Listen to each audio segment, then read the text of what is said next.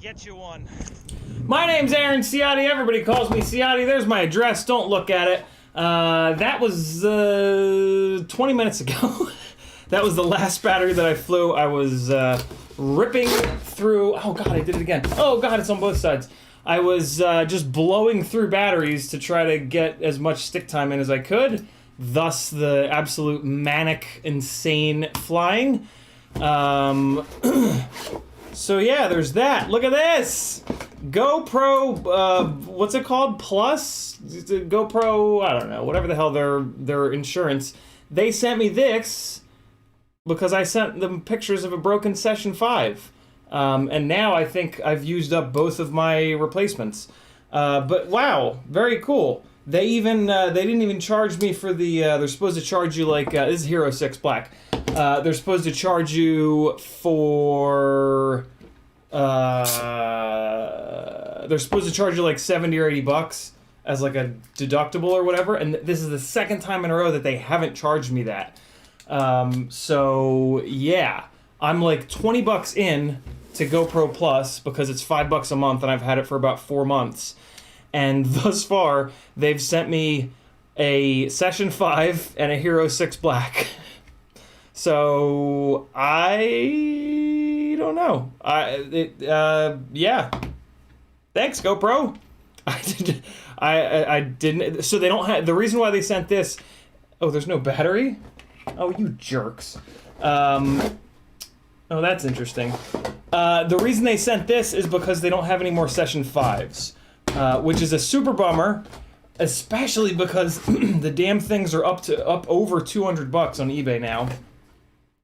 But so now I got to figure out what I want to do with this. I have half a mind to tear this thing apart and make a naked GoPro out of it, but it's a perfectly good Hero 6 Black, right? Like, I don't know. Now that you can buy the Hero 6 Black main board separately on eBay for like $100 and the lens separately for like $20, I don't really understand the point of massacring this thing to bits. But we'll see. What's up, chat? Frank Nicholas, FinFPV, Tuner Taxi FPV, Cage Drummer, Big and Little. What's up, Little Cage? What's up, Big Cage? Believe it or not, the cages are upside down right now, guys. They are standing upside down. When they go to run around, I run around like this, right? They run around like this. They're upside down. It's crazy. It's crazy.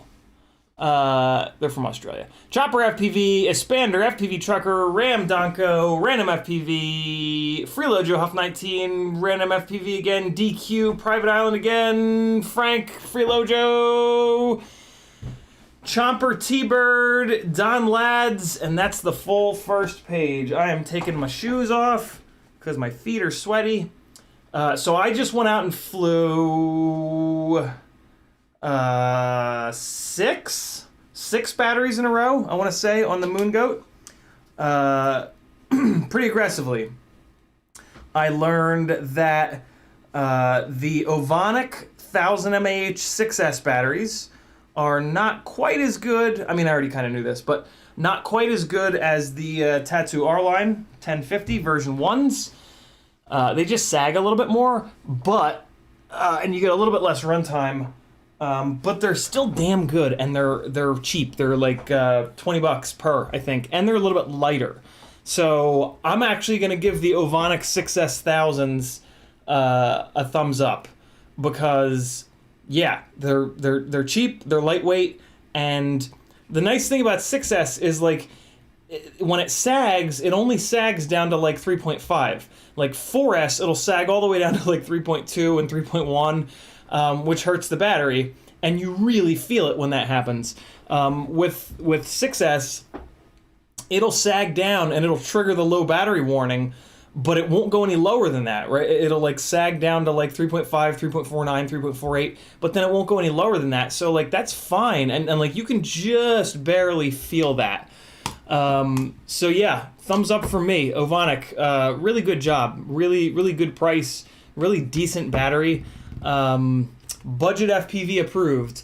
Tuner Taxi tagged me first. He said, who wants to take bets to see if Ciotti's on time to start? I stopped flying. I had like 6 more batteries. I specifically stopped flying so that I wouldn't be on time. So Fuck you, Tuner Taxi.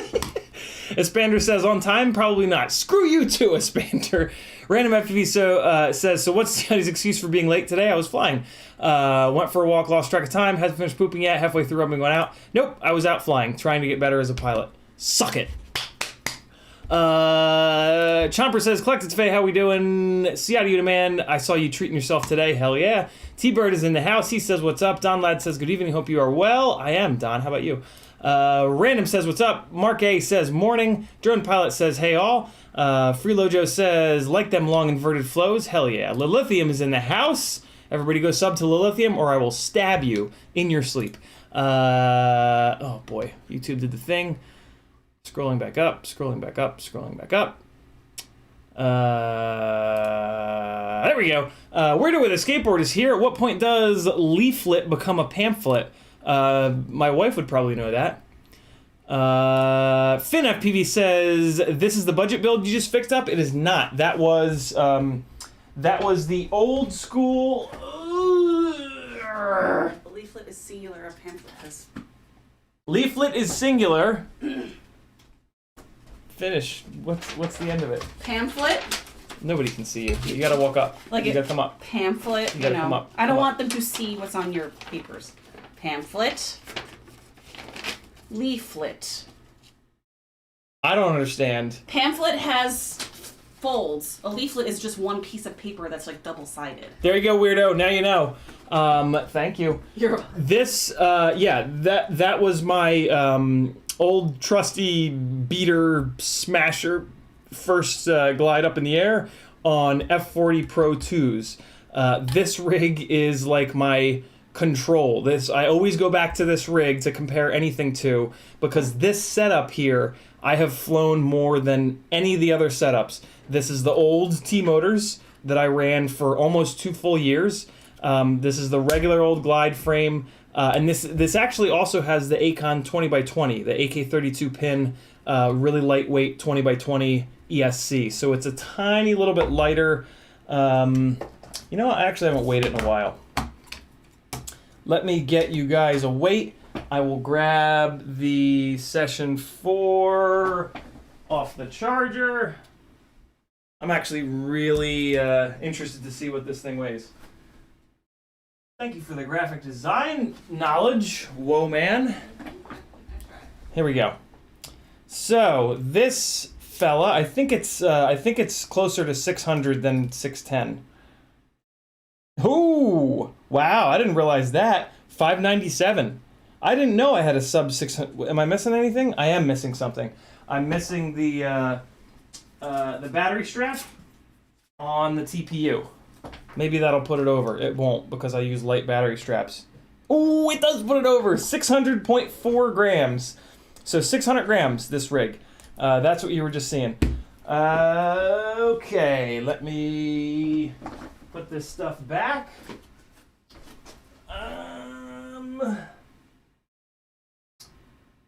Gotta get this back on the charger real quick here, and cool. That was also a Session 4 in 4x3, so that I can. Well, I think it's 1440. It's whatever the maxed out settings are. I want to say 1440 4x3, and then you can crop in and basically get the equivalent of 1080 16x9 in. And what's cool about 4x3 is you can crop high if you're going really fast. Like that one I would crop really high because I was cooking. Or if you're going slower, you can crop low. And you can even do keyframes and move the crop around. Like if there's like 30 seconds where you're flying slow, you can really slowly move the crop down. And as long as you don't have a bunch of props in view or like any parts of the TPU in view, which I don't, you won't even notice it. So yeah, it's a pretty cool little trick.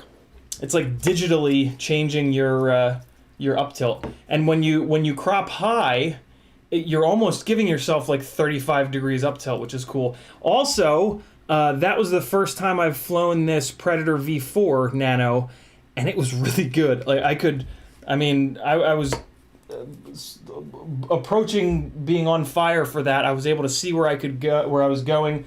What I didn't have was OSD though. So let me fix that right now. If you guys put a Foxeer or a Caddx camera on your rig and you don't have OSD, it's because the damn things are in PAL.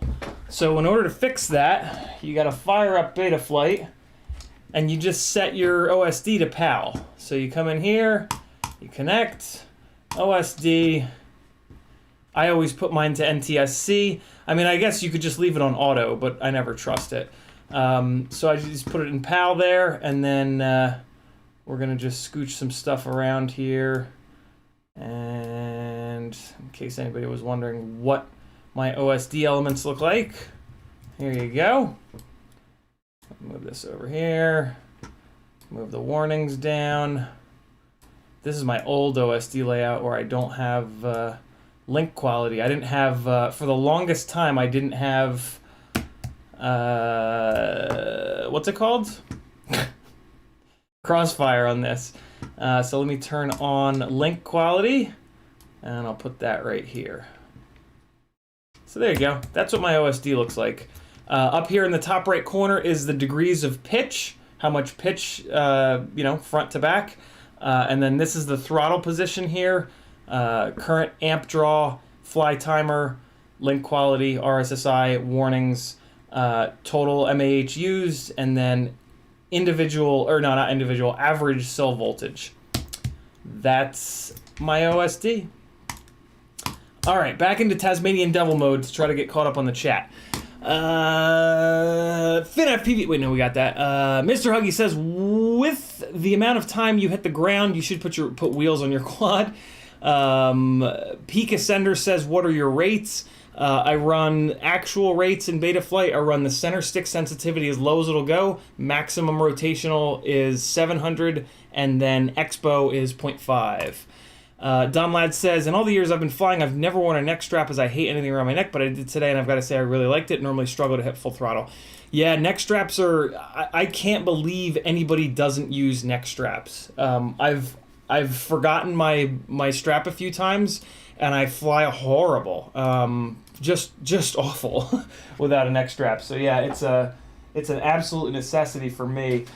Basically, it allows you to not have to hold the radio. The radio can just float, and then you can just concentrate on moving the sticks, and you use this part of your hands here just to hold the radio from moving forward, back, left, and right. You don't have to do any holding of up and down. It's just kind of floating in midair, and it gives you much better control. I know some people might think they look like nerds using it, but I mean, we look like nerds anyway, so what's a little bit more looking like a nerd to be able to fly better, right? I mean, I'll wear a giant dildo on my head if it makes me fly better. Chomper FPV says, I just got a new 6 from the Plus plan, and they dropped the fee. That's crazy that maybe they put that, I swear to God, they put that fee in there just so that people don't take advantage of the program. It feels like there's some reason that they can't charge the fee if they're not charging any of us, right? Don Ladd says, on my TX16 as I've got small hands. Double A says hello. And all right, here we go. Frank Nicholas says, get a balance lead, USB cable for the 6. I have one. It's not. I'm not going to use it unless I put it on a Cinewoop. Because on a freestyle rig, that balance lead USB cable thing is just not going to be durable. That's going to be kind of a nightmare. Greg Womack says, did I make it? I hate YouTube, no alerts. You did, Greg. T-Bird says, I'll trade you 360 with insurance. 360, what's a 360? T-Bird. Insta 360? Insta 360 what? All the questions. YouTube did the thing again. Scrolling back up.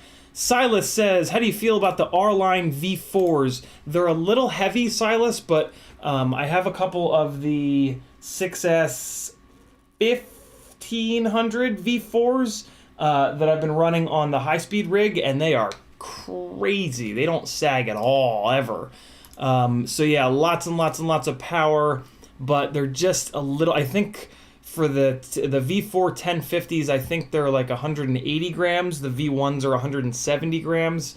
I know that doesn't seem like a lot, but I think I'm going to stick with the V1s as long as I can still get more of them. Espander says, I was wrong. Greg Womack says, going to change my name to Beautiful Bastard FPV. Thanks for the birthday card, you the man. Random FPV says, why is freight by ship called cargo and freight by road called shipping?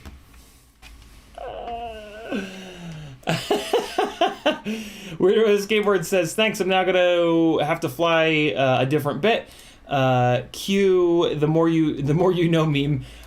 So where go ducks at night? I really don't trust them. So where do ducks go at night? I really don't trust them. What's that mean? FPV Trucker says, trucking across Arkansas, self-service sucks. Where do the skateboard says, can you tell that the lockdown hit me hard? I'm losing my shit. Nathan Hawk says, I just flew in. I'm just in from flying my custom small brushed slow fly RC plane, like zero wind. Man, there was so much wind today. Holy Christ. You might have noticed going up the hill, I was going like 11 million miles an hour because I was with the wind, but then coming back down the hill, all of those throws kept not landing. I was probably hitting the ground more than normal in that battery because that rig has less power. I just flown 6 batteries on the Moon Goat, which is on the Pro 4s, which make a shitload of power. Those old F40 Pro 2s don't make a lot of power, and I was just not super used to it, but I really like the amount of power that they make. They're just kind of right. They just make the right amount of power. Any more power than them, and I just end up waiting to come down all the time. The less power, the better. Within reason, of course. Oh, Jay Furnace says, better to switch cam to NTSC, 30 frames versus 25. I don't know if you can do that. I haven't. I usually fly run cam, so I don't really know much about Foxeer. Frank Nicholas says, I bet they dropped the fee because they could not replace your camera with the same model. They dropped the fee when they did replace the Session 5 the first time, though, so they've dropped the fee both times. So I don't know, it's weird. T-Bird says, 360 Go for the Hero 6. Oh, man. Bad timing. I just got my replacement 360 Go. I don't really know if I need 2 of them. If anything, I will. I'm gonna get the new one. I'm really excited about the new one. This one is great because it's 18 grams and it's able to be carried by the 65 millimeter Tiny Whoop. But the new one, the 360 Go Part 2, is much better. It's got 4K. It's got 60 frames. It's got more internal storage, but it's gonna be 26 grams. So, yeah, I don't think I really need 2 of the Insta360 Goes. But if I blow this one up, I'll be bugging you, T-Bird. So, don't blow yours up. Michael Blade says, hey there. Freelojo says, GNB or R-Line for my first 6S. R-Line V1s, if you can get them. Link down below in the description. The GNB batteries are considerably heavier. They're like 200 grams for 1,000 mAh 6S, which is just absurd. And they don't even perform as well as the R-Lines. So it's kind of like, well, yeah. They are a little bit less expensive, but not by that much. Weirdo says, I'm seeing double, and I don't think it's going to happen. Weirdo is gonna go get some damn sleep because he's losing his mind, and I am caught up on chat. Look at me go. Okay. Let's do some work. Wait, do I have anything else of interest? New stickers. I'm gonna get these up on the Etsy store at some point. If you head on over to, oh yeah, I gotta sell some insurance. If you guys want me to keep doing this every single day, as I have been for almost a year, you gotta go to CiottiFPV.com and you gotta click something. There's affiliate links that are free for you to click if you're doing a GetFPV order, an Amazon order. Doesn't matter what you're ordering on any of these places. All you got to do is click my affiliate link before you check out, and I'll get free money. GetFPV, Amazon, FPV Crate, ohmygod.com, FPV Cycle now for when you buy your glide frames because they're the best, and a bunch of other cool sites on there. There's also a link to my Patreon page, which you can join for $3 whole a month. That's 10 cents a day, and I do stream every single day for patrons, so it's 10 cents a stream. That's pretty good, right? And lots of other really good stuff on there. A ton of really good tech articles that I've written. I try to post up deals when I find them on the internet to good quality parts. Yeah, I'll make it worth your while. And then if you want, you can do the $5 or $10 or $20 tiers if you want to get on the every other week giveaways that I do, which people absolutely love. Etsy store with a whole bunch of different stickers. And a Teespring store for t-shirts different than this one.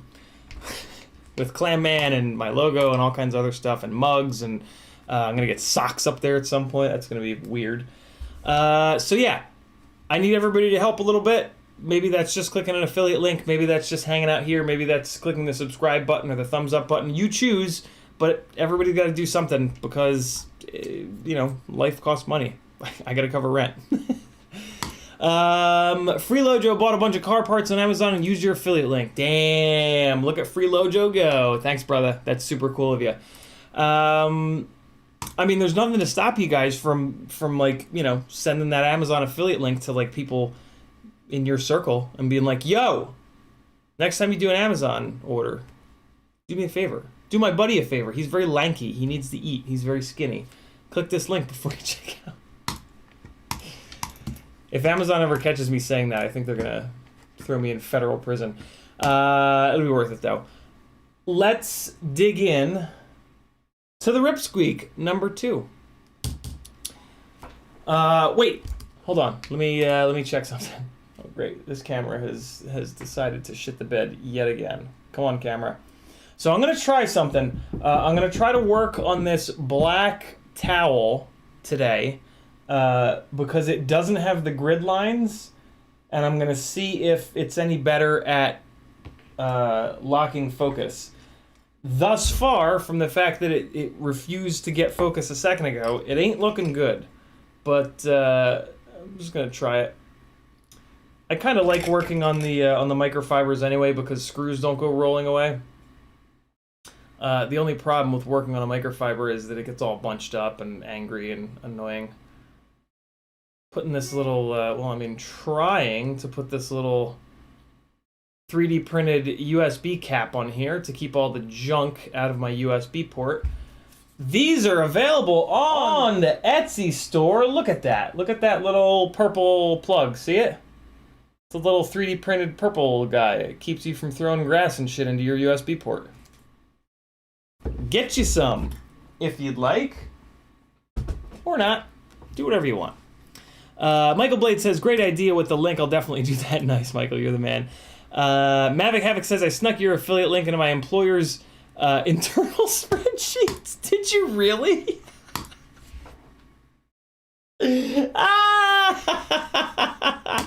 Oh, dude, that's hysterical. Freelojo says, like 1,500. What's that mean? Like 1,500. What were we talking about? He's telling people that we need to get 1,500 likes. Thanks for dropping the Linktree link. Let me check YouTube and see if Rollins put the interview up. Let's see.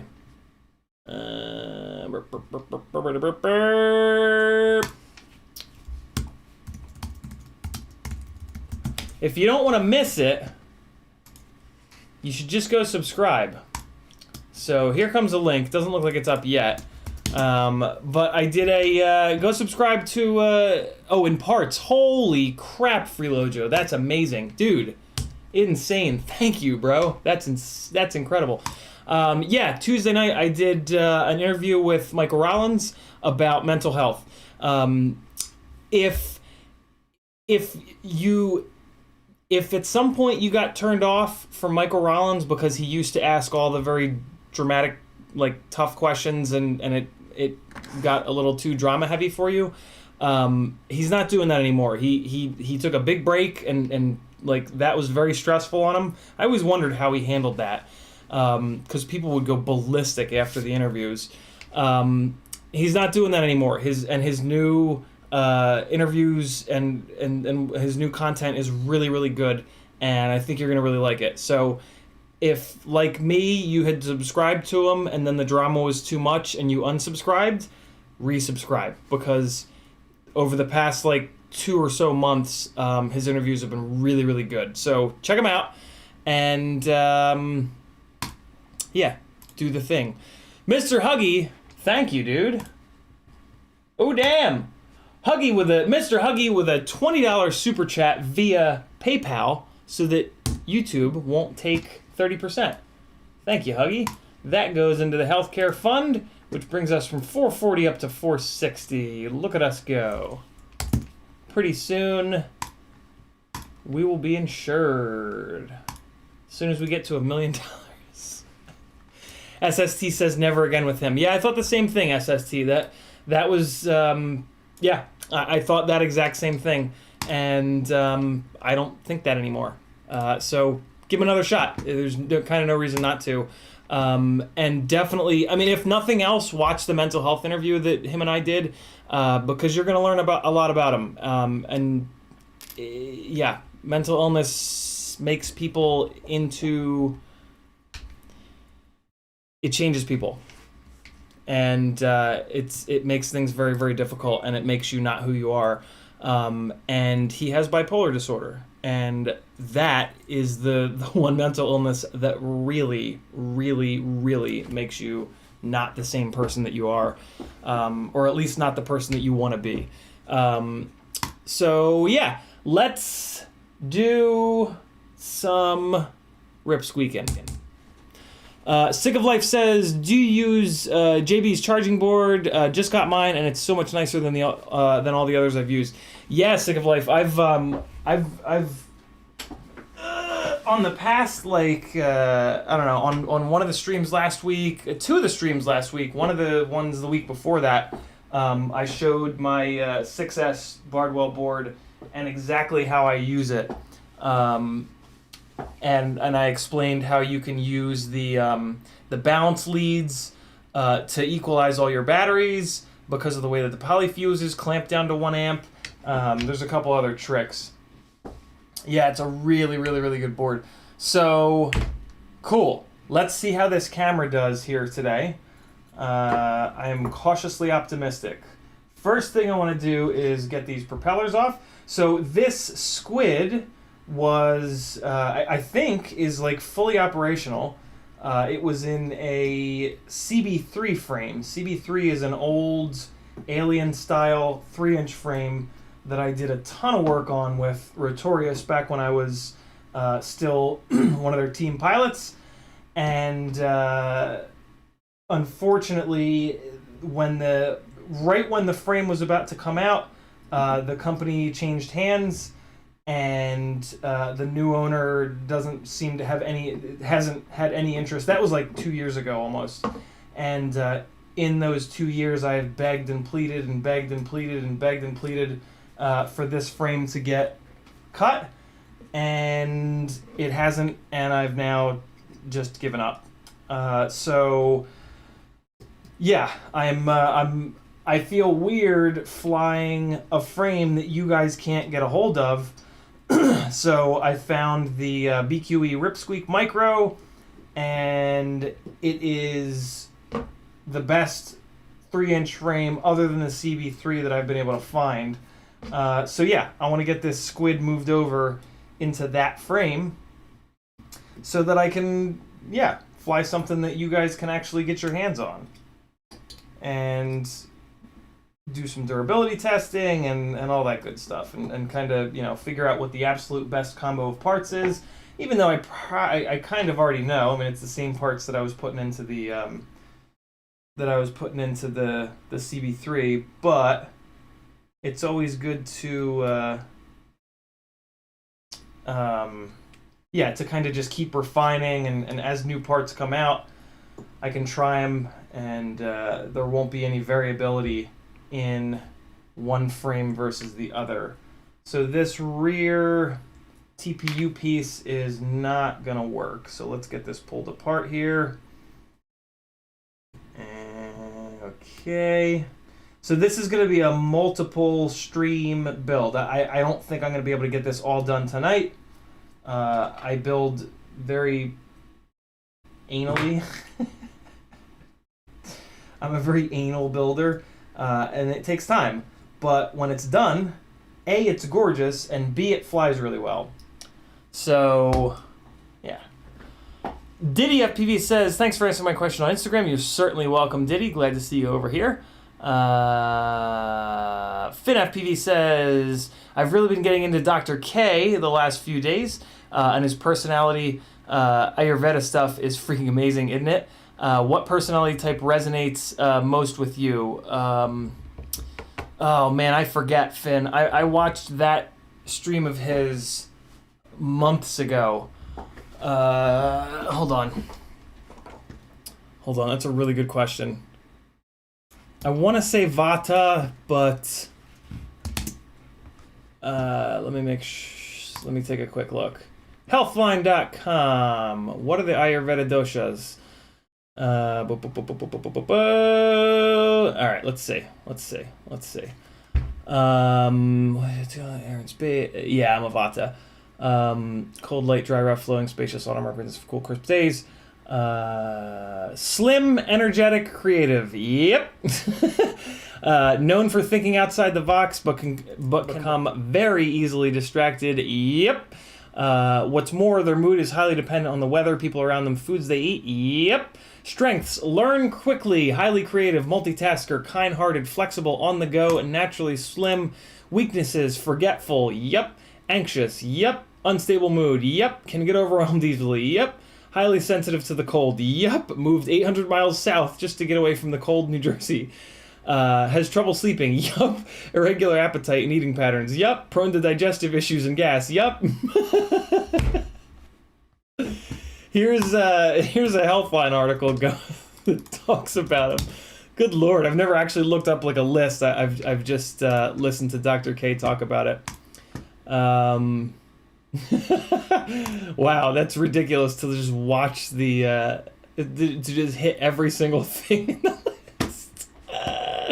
If you guys don't know what we're talking about, check out The Healthy Gamer GG on here on YouTube. Dr. K is a Harvard-educated Harvard teacher, current teacher, who specializes in gaming addiction, who also trained for 7 years at an ashram in India to be a monk. So he mixes Eastern and Western medicine in a very, very cool way. And he works specifically with gamers and streamers as a sort of internet-based therapist. He's not actually doing therapy because you're not allowed to do therapy over the internet, but he's doing therapy over the internet and doing one hell of a good job at it. Life-changing stuff, if I'm totally honest. If you're interested in this kind of stuff, hop on over to Facebook and join our group FPV Therapy. There's also a link at the very bottom of CiottiFPV.com. It has, changed my life over the last couple of months. I'm not on medication for depression, and I feel better and I have more tools to deal with my depression than I ever did in the 3+ years that I was on medication. Michael and I talked a good amount about that in our interview. But yeah, lots of good stuff going on. Check out Dr. K, you'll dig it. Sick of Life 90 says, also, do you know what one of you Georgia boys is down in Florida doing in Cletus McFarland's Freedom 500 stuff right now? Look like some of Steel's flying. It probably is, yeah. I was GMG Performance, the shop that has my Miata at the moment. They were supposed to be going down there, and they were going to bring me with them. Apparently, Cletus is very selective about the pilots that he lets fly there. Not just pilots, just anybody. He's apparently very selective with anybody that he lets in. GMG didn't end up going down, so I didn't get a chance to go down. But yeah, Steel has been down there once. Mark A says, why don't you ask him to release the files under GPL? That way, if someone wants the frame, they can get it cut, as he's not going to ever cut it again, so he has nothing to lose. I've tried that, Mark, and he won't. I've begged, I've pleaded, I've reasoned. He got really upset when the new owner of the company, the old owner of the company, is gone. I can't get in. I haven't been able to get in touch with him. The new owner of the company got really upset when he sent me a Wemix frame to do a build with, just the frame, and I did the build. The build took like 6 hours. And I played music over the entire build because I wanted to get the entire build done in one shot. So I didn't talk through it. I just played music over the whole thing so that I could focus. And he got really mad about that. He said that he felt like I phoned it in, and that was like the end. Like after that, I was like his worst enemy. Which is really strange because it's like, $20 worth of carbon. I didn't want to do the build. I spent 6 hours so that I could get the whole thing done. So $20 for 6 hours, and apparently that wasn't enough. So I don't know. I feel like I held up my end of the bargain and worked my ass off for $20 worth of carbon, probably even less. What can I do? I've done absolutely everything I can, and it didn't work out. So maybe there was something else that happened. Maybe I said something. I don't know. But I felt like I held up my end of the bargain and then some. And yeah, I don't get it. But hey, shit happens.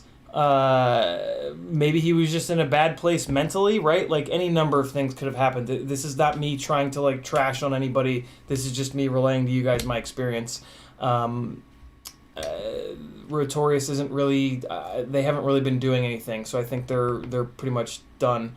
But I don't really know. I haven't looked in a long time because it's kind of a sore subject. Let's get back into the say one thing and then you just say it over and over again. The Squeak Micro. Here's what's really funny, is that the old owner, the previous owner of Rotorius, Jack, is like old time friends with Bill from BQE, and this Squeak Micro frame is almost identical. So Bill and Jack kind of worked together on this frame and the Rotorius Zoot frame. And that was one of the things that drew me towards the Squeak Micro, is that it's like a beefier version of the Zoot, and the Zoot was a great frame that Jack from Rotorius designed. So yeah, it's like weirdly kind of went full circle, and that was kind of cool. So trying to figure out how the hell. Oh, okay, I know how I had this mounted. I like how I had this mounted. That's pretty cool. Gotta get this little bundle of electronics figured out here. Let's take this guy off. And there we go. I saw somebody say that the Wemix was probably his baby. I don't quote me on this, but I think the Wemix was actually designed by someone else. I don't even think he designed the Wemix. I believe it was designed by somebody else, and then he just had it cut. But again, don't quote me on that. I don't remember. It's been a long time. I've been begging for the CB3 for more than a year, probably closer to 2 years. Very strange. I don't know. I have some plans though, so don't lose hope. Don't lose hope. I would if I can find the time, I'm gonna try to use the geometry of the CB3 is really good. It doesn't have any weird resonances. It doesn't have any weirdness. It's got removable arms. It ticks a lot of the boxes. So I'm gonna try to roughly sort of use the geometry to create my own 3-inch frame. Not that the Squeak Micro isn't good, but it's a little different than what the CB3 is just like a classic alien style frame, and there's a lot of advantages to the narrow body alien style frames, and the way that I build, they really work perfectly for that. So yeah, I would like to be able to cut it for myself, and then if ASR is working with me on it, he's doing the 3D CAD stuff because I have zero ability to do that. If we can sort of like mix it up enough to where it's like a fully, like a fully new frame, and there's no weirdness with like copyright shit, right? Then maybe I can sell it to you guys. It feels a little bit weird, but I'll bet you that's a pretty common thing, man, right? Like, I bet you people that make new frames will just take an existing frame and use that as a baseline just to get some measurements, and then, change it all up and make it their own. I don't know a ton about copyright laws, but I mean, if you change a whole bunch of shit, right? Like I don't really feel like there's an issue. If you guys know better, I mean, typically you guys know more than I do. So let me know if that's a terrible idea, because I don't want to step on anybody's toes, but like nobody's making the damn thing, right? Like it's. I mean, we had that conversation last week about like, is it wrong to cut your own replacement arms? So it's a discussion that we've had a couple times. Tiago says invisible frame. Maybe that's the new hotness. Tiago says Bill from BQE is amazing. Does he still sign and leave notes in the orders? He certainly does, Tiago. He wrote me such a nice note on the first big order I did with him. Sick of Life says, I'm pretty sure Gank will have his 3-inch with removable arms / better motor protection and a few other tweaks and upgrades out soon too. Very cool. I'm super interested in that. Philojo says, Alien Fox makes a desktop CNC. I think that's what Ryan Harrell has. And he has cut me some... he's cut me some Glide experimental base plates before. Oh my god, I just got like super tired. I think the adrenaline dump of flying just left my body. Good god, my eyes just became 10,000 pounds. Woo! That's crazy. It was like all at once. Right, here we go. Free Range Chicken says, alrighty then. Alexander says, design patent is predicated on originality versus duplication. Easy enough to generalize or customize an existing idea. Let me know what you need to do next. There he is. There's ASR.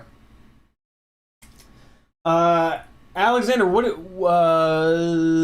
do you need from... No, we need to talk on Discord.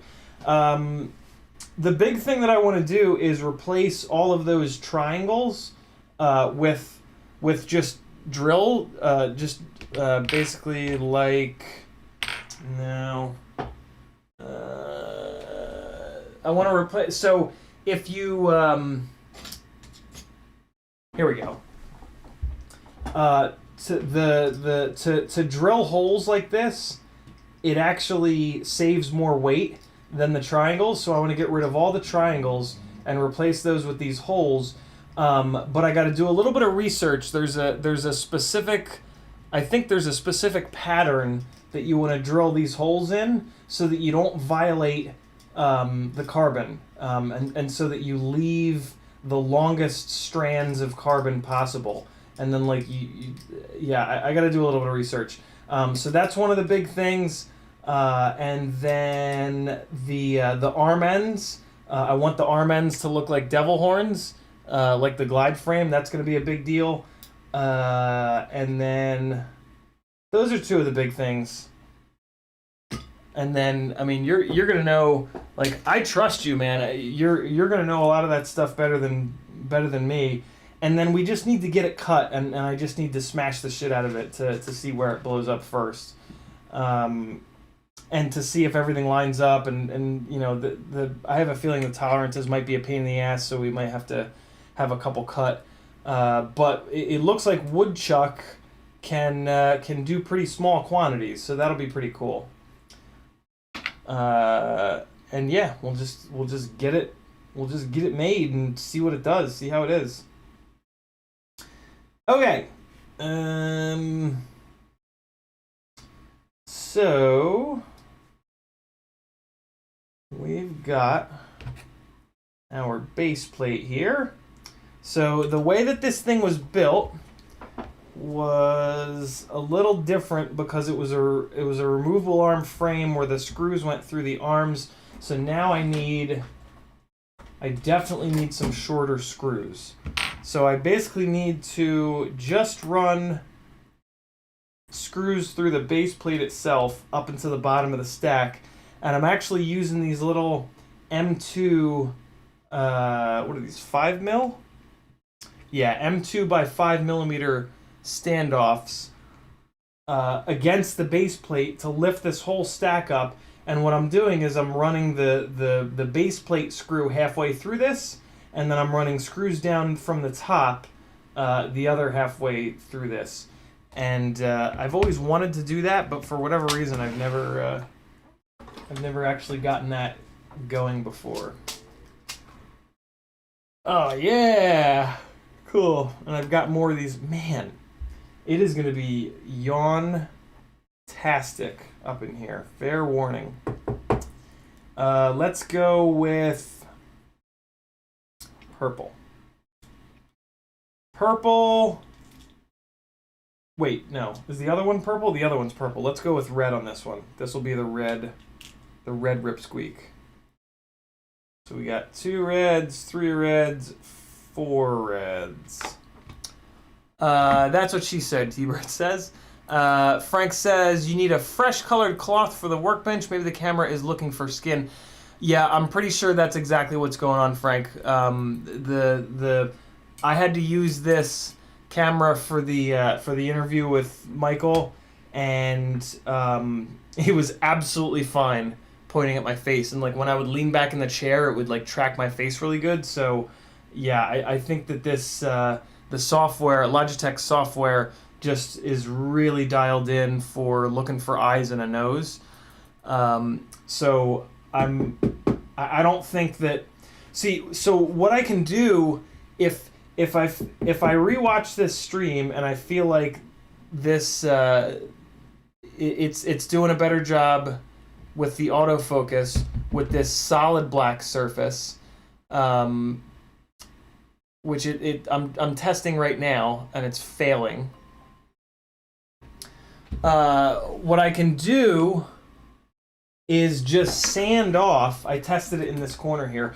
I can just sand off all of the silk screening on this cutting mat here, but I don't want to do that until I'm sure that it's going to make a difference. So like, as I hold this up, yeah, see, it still doesn't really. And I mean, there is a bunch of shit down here that is contrasty for the focus to lock on, but yeah, I don't know. Alexander says, carbon typically at 45 and 90, so we would simply use that and follow the linear patterns of the edges. In terms of arms, doodle me something on a sticky note and I can draw it. I'll do you one better, Alexander. Oh wait, no, here. I got you right now. There we go. Let's take this and copy. And I'm launching Discord. I'm just basically sending you a picture of the ends of the glide arms, because that's been tested and tested and tested and tested. What? Come on. Why did that not work? Oops, that's not gone well. Wait, no, let me do this. Share, and then change to anyone with link. Copy link. All right, there you go, Alexander. There's a link to the document that I was working on that I got started for Tomo Quads. I was gonna work with Tomo Quads on a frame, but I just ran out of time. And I can get you a picture of the frame assembled, or I can just show it to you right now. Here's what it looks like assembled. Where the hell did the top plate go? I showed you the top plate a minute ago. But yeah, here it is assembled. I would want the weave on this on the X plate to go at a 45 degree. I think that's the way that Bob does it on the Glide. So and it makes sense that would be stronger. So yeah, on this plate, we would want to, and I think I can just tell Woodchuck that, and then he can rotate it when he puts it on the sheet. But yeah, that's the base plate all assembled, and then standoffs in the top plate. So. And so now I'm really testing this camera's autofocus, and it's just not cooperating. It's actually not doing too bad, but I can tell that the f-stop is really high because I have this overhead light cranked up really bright. Where the hell did the top plate go? Well, I showed you the top plate a minute ago. I'm sure you. It's gone. Whatever. What else is going on in the chat here? Let me get caught up.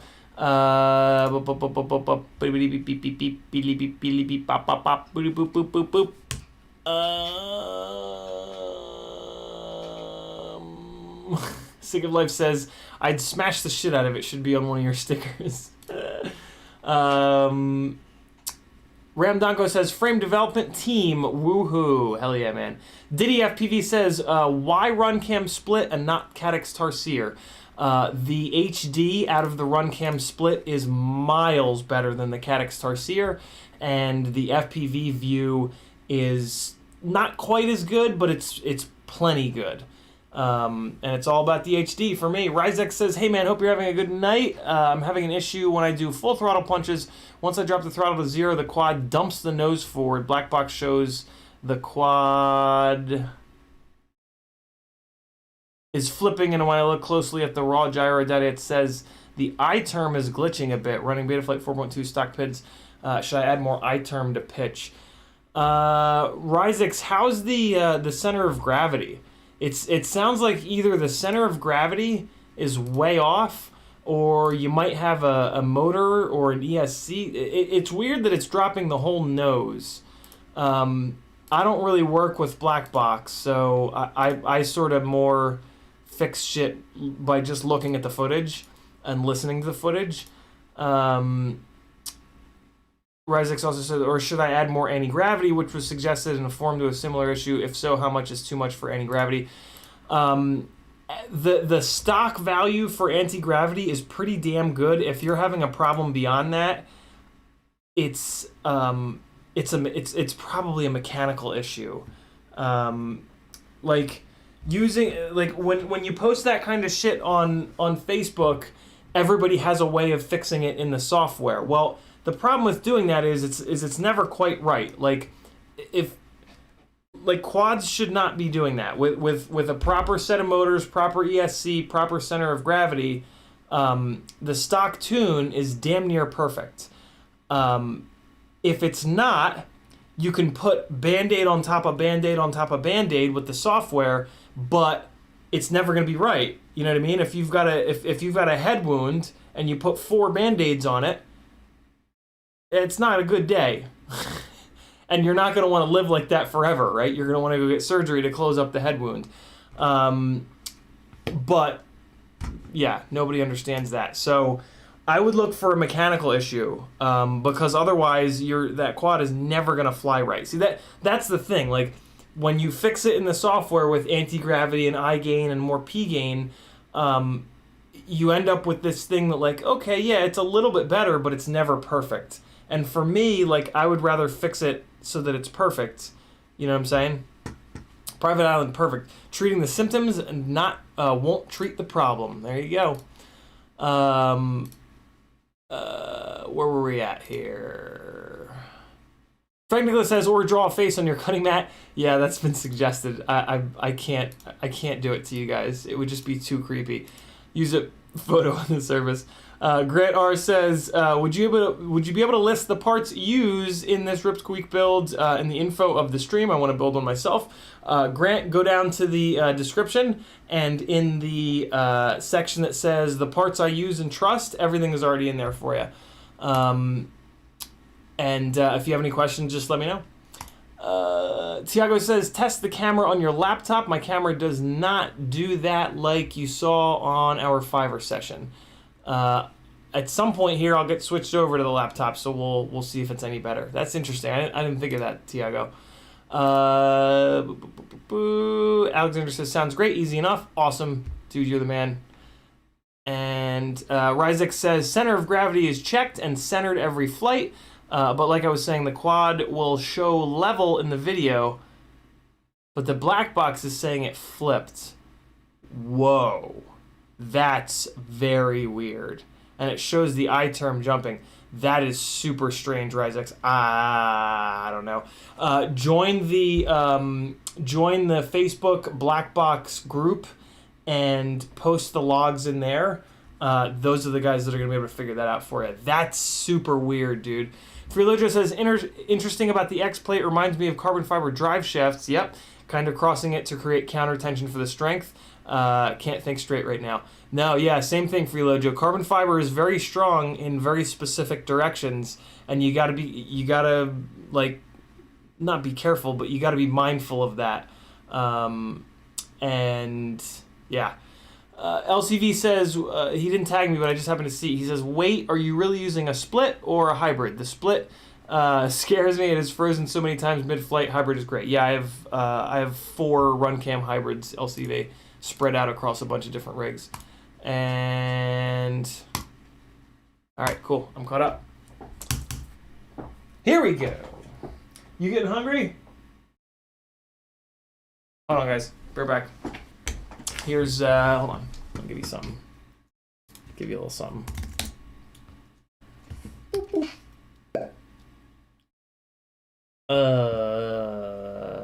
Come on. There we go. Your channel and play all. And oh god, no. Oh wait, no, yeah, we're good. We're back.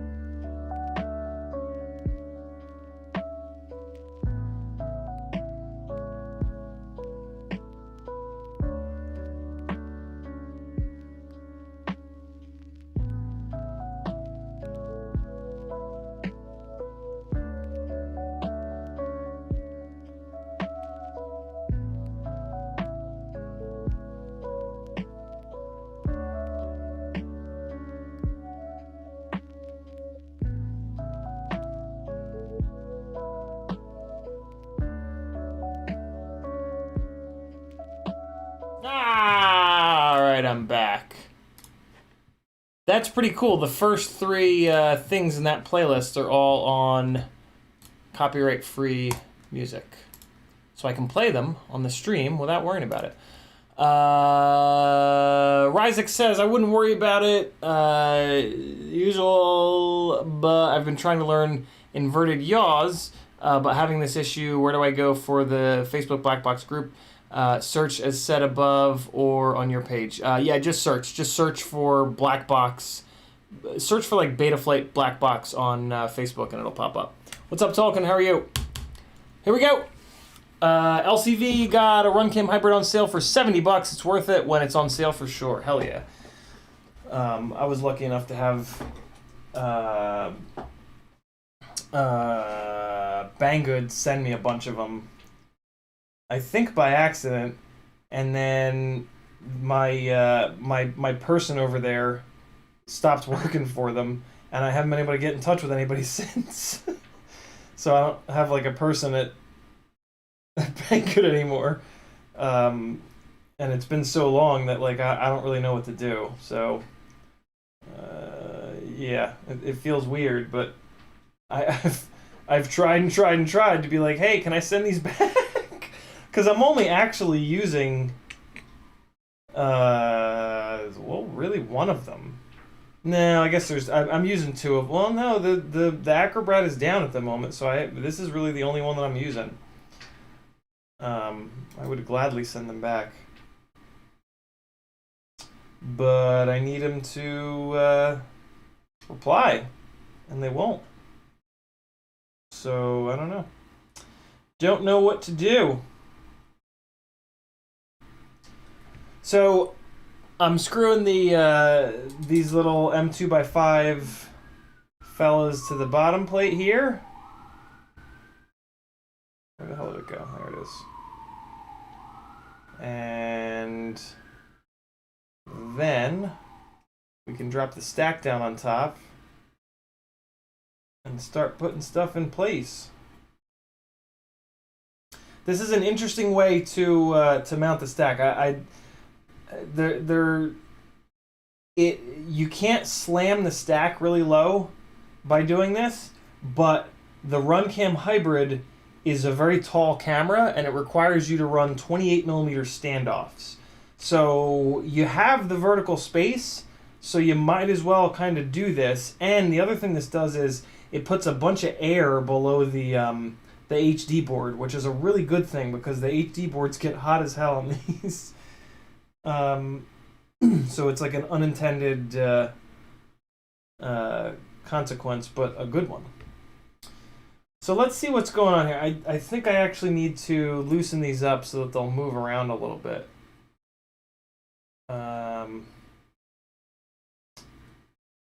Because I don't think I have them centered.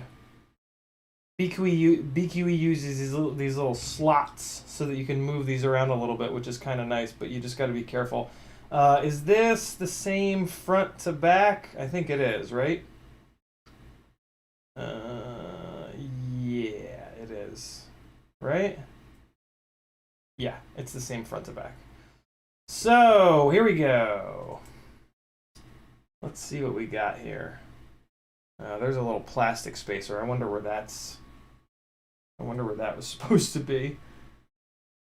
So it feels like this was, man, I should have paid more attention when I was ripping this rig apart.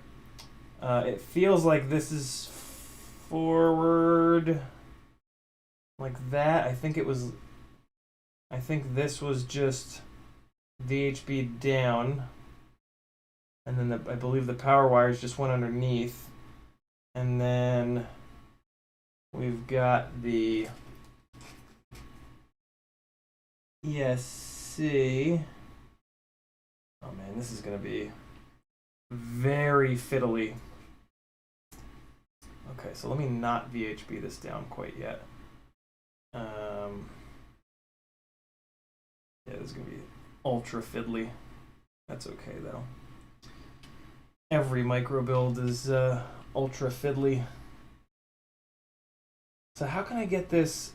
Can I fold this up and forward? I cannot. I cannot. So I'm gonna have to do this and get this thing. Oh, okay, I know what I need to do. So I'm gonna push this top hardware.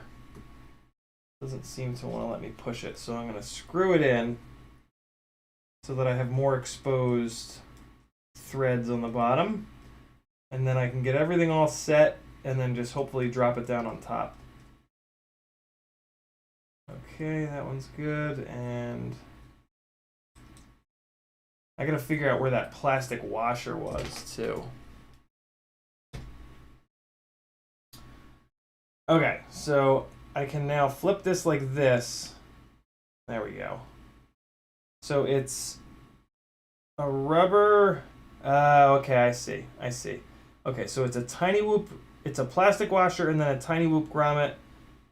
And then on this side, it's the little latch that holds the micro SD card in. So that's good to go there. And now on this side, okay, I see. So there's a little. Oh, I know why I did that. Okay, so it's the tiny whoop grommet, and then it's a little plastic spacer, and then it's a little rubber O-ring, which has vanished.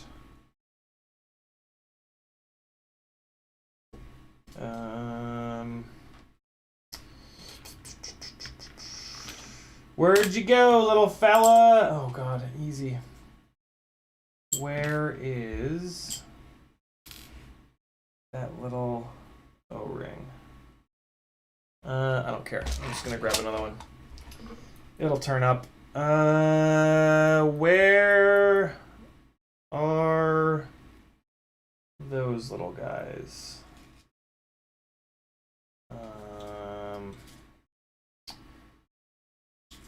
Oh Christ, I better have more. Hey, there's one. Jeez, I'm running out.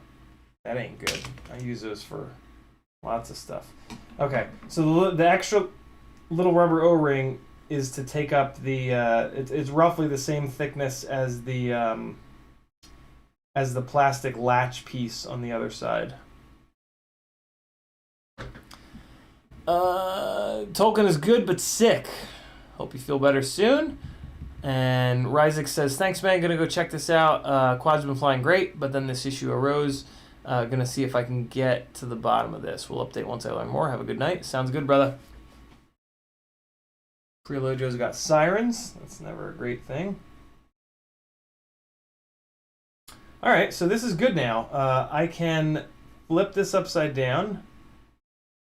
And, oh, this is where that other 32 gig memory card is. God damn it.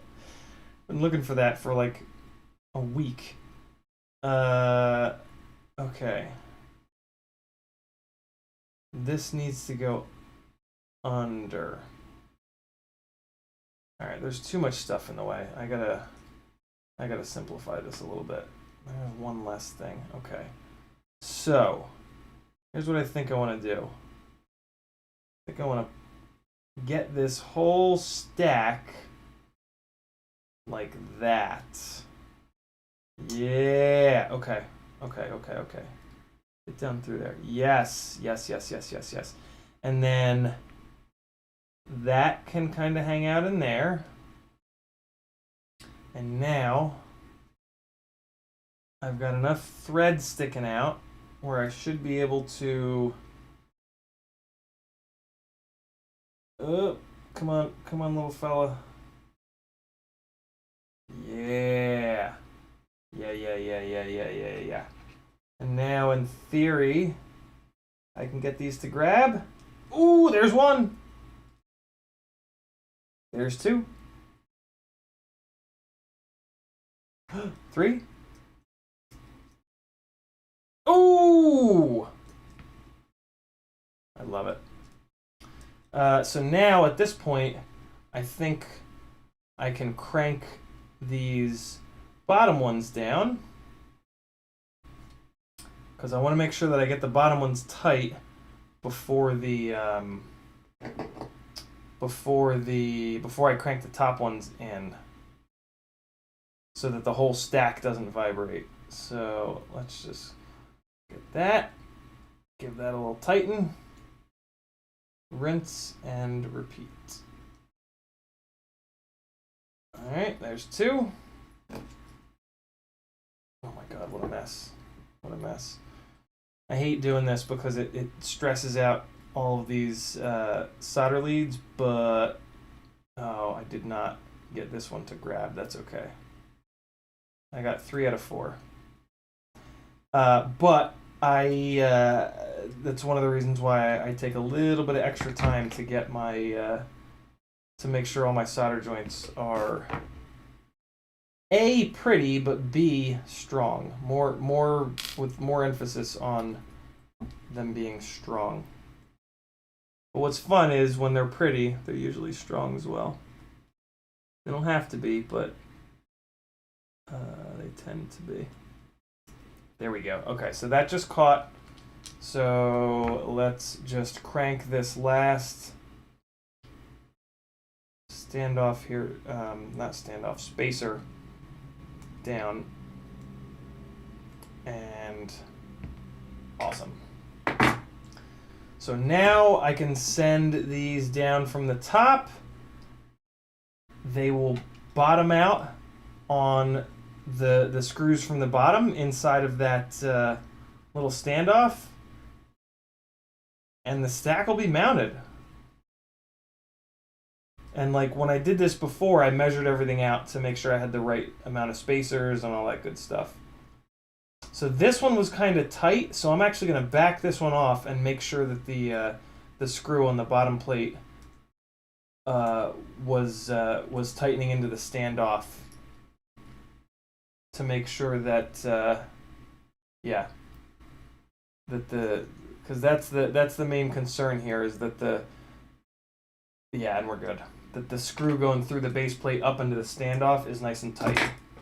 The screws going down from the top, they have a bunch of like kind of wiggle room almost, because of all the soft mounting, because of the soft mount grommet on the flight controller, and then I'm also using a tiny whoop grommet down here, just to give this a good amount of squidginess, and it also allows me to not have to get the measurements absolutely perfect, if that makes sense. It's a weird way to say that, but I think you guys catch my drift. So now we've got our little 5-volt regulator here. I always run these RunCam hybrids off of their own 5-volt regulator because they do pull pretty hard. The HD board gets super hot, so it's drawing some real current, and I don't want that to be pulling so hard on the flight controller. I want to let the flight controller just power the 5-volt VTX and the receiver. Look at that, man. Look at that. All right.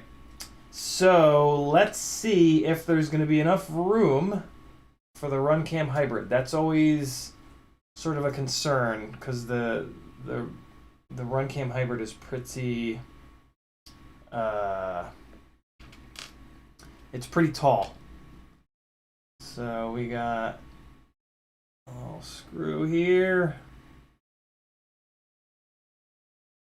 And what's going to happen is these screws are going to pull the standoffs apart, and that's actually going to shift the RunCam hybrid forward a little bit, and I'm happy about that. So you see, like the TPU loops here, right? See how narrow that is, and then see this screw ain't lining up. Hold on. You guys are going to need a little bit of zoom at this point.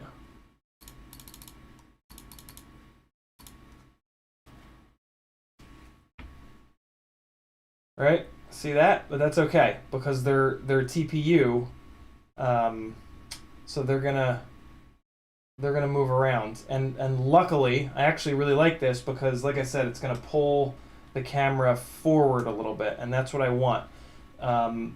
The RunCam hybrid at 30 degrees of up tilt has a tendency to want to smash into the 20x20 stack. So it's hard to find TPU loops that mount the camera far enough forward, but you can just sort of hack it by doing this right here. See that? Isn't that cool? So now that pulled the camera forward a little bit, and it gave us a little bit more room right here between the top of the camera and the 20x20 stack. See that? So now I can push a little bit more up tilt in. Oh yeah. Oh, that's the stuff right there. That is a good amount of up tilt, yo. That looks to be about 30 degrees. That is one thing that I like about the Squeak frame, is that these are a little bit farther apart. The CB3 frame, these guys are a little bit too narrow. That's one of the things, Alexander, that's actually one of the things that I want to kind of split the difference on. The CB3 standoffs are too close together. They need to be spaced out a little bit more. They're actually so close together that the bottom of the camera, the bottom corners of the camera hit the aluminum standoffs. The Squeak here is, it's kind of a little bit too, you could argue that it's a little bit too wide, so yeah, I sort of want to go in between. What VTX is this? Oh my god, this is an Eachine VTX03S. Old school. Damn. Okay. It's already hooked up. I'll leave it. Works fine. 200 milliwatts. It's 200 milliwatts with a singularity antenna here. It does a really good job. This singularity shrink wrap is not doing a great job though. So let's put a little bit more heat in it. See if it'll shrink up a little bit extra.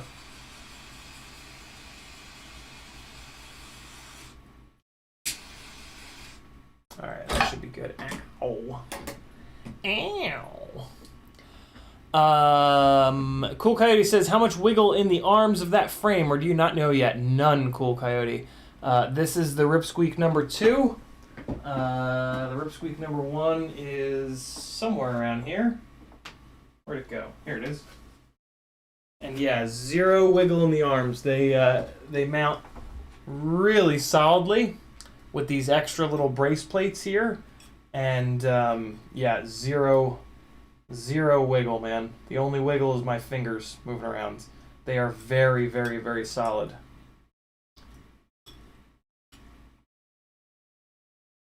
See that? I mean, they're even solid when I go corner to corner, which is pretty rare. Usually micro frames are a wobbly mess when you do this corner to corner jam.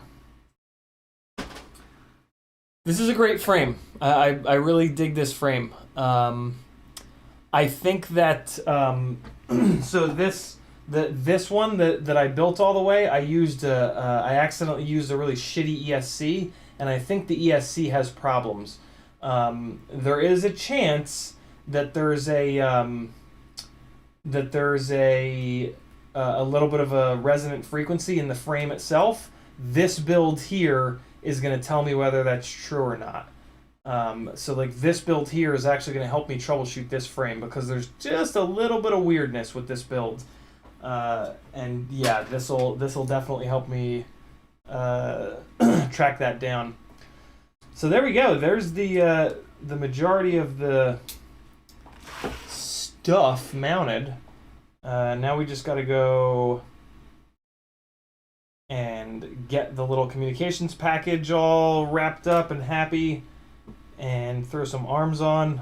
Let's throw the arms on, because these motors are just flopping around all willy-nilly. God damn it. I mounted the base plate upside down. Oh no. Oh no. No.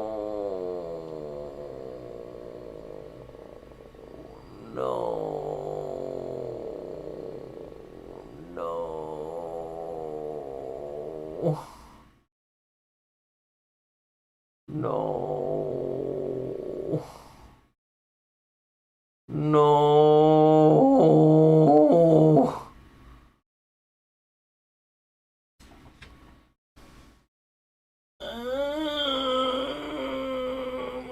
God, why does this always happen to me?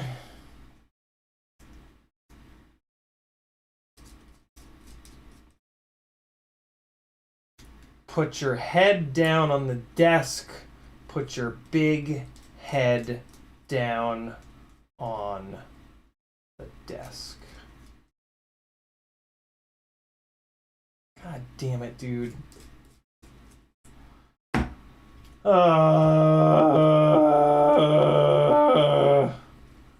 Do drugs, folks, because apparently not doing them doesn't help with your building. This is actually a lot quicker than I thought. I thought I was gonna have to pull the whole stack apart again. I shouldn't have pulled the whole stack apart in the first place when I tore apart the CB3. All right, so this guy's VHB'd. That's gonna be fine. Oh, farts. Why did these come off? That's not what I wanted. God damn it. Okay. Well. Oh, man. This is why I hate building. Nothing ever works. Everything, it's always, it just, every single micro build it just sits there and it just waits for you to like look away or just not be paying infinitely close attention, and it's like, oh, check this out. And it just shoves it right in your ass.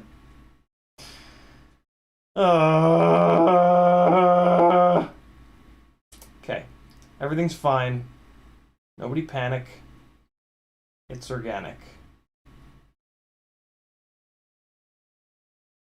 Oh, God.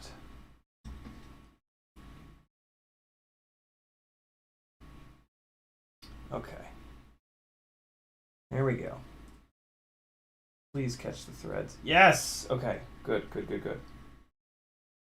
Things are not as bad. This is a lot easier than I thought to fix this. Which is good, because I almost just shut the stream. I almost just stopped the stream, because we're at an hour and a half, and I'm really hungry. And I feel like every single time I try to build a micro, it has to take like 15 streams. So I'm starting to just not even care about that. I'm starting to just sort of embrace that and be like, well, it's a micro, so it's going to take 100 streams to get it done. So, you know, who am I to fight against it? I also build fairly nutty sort of micro builds, right? Like I build very lightweight micros that are kind of, you know, on the limit of what's possible, so to speak. So, and this is sort of the name of the game when you're doing that shit. Like, when there's zero extra space, everything has to be absolutely perfect. Come on, get down in there. Get down in there, please. Don't mess with me. Don't mess with me. Okay, that one's good. This one's good, maybe. Yeah, that's threading in. Okay, so now we just gotta crank these back down. Front standoffs again, and we'll only have wasted a while. There you go. Freelojo says, really didn't know that about the hybrid. I'll have to do that to the Taycan, and that would explain the battery life I'm getting. Sputnik says, what's the best freestyle tiny whoop you have flown for 1S or 2S? Sputnik, Mobula 6 with the 25,000 kV motors, and then Newbie Drone Gold 300 or 250 mAh batteries. And then if you break the frame, you gotta use the same exact replacement frame. It's kind of annoying, but the frame is fine. The Happy Model frames are fine. Athix says, should I convert my 2-inch Rip Squeak to a 3-inch? Depends on the motors, Athix, as long as the motors are big enough. Richard says, breath. He also says, 1 minute timeout. Tiago says, it would be so nice if that only happened to you. Richard also says, press your spin wheel, scream your tone. I'll scream it for you. It'll scream for you. There we go. Todd Tube, I am changing frames because the CB3 frame that this was in, you guys can't buy. And it always feels weird when you guys say, what frame is that? And I have to explain, this is the CB3 frame, which you can't get. What you can get is this other frame. It's not going to be as good, but blah, blah, blah, blah, blah, blah, blah, blah. So yeah, I would just much rather fly a frame that's commercially available so that you guys can do the same exact build as me. Because that's just the kind of guy that I am, man.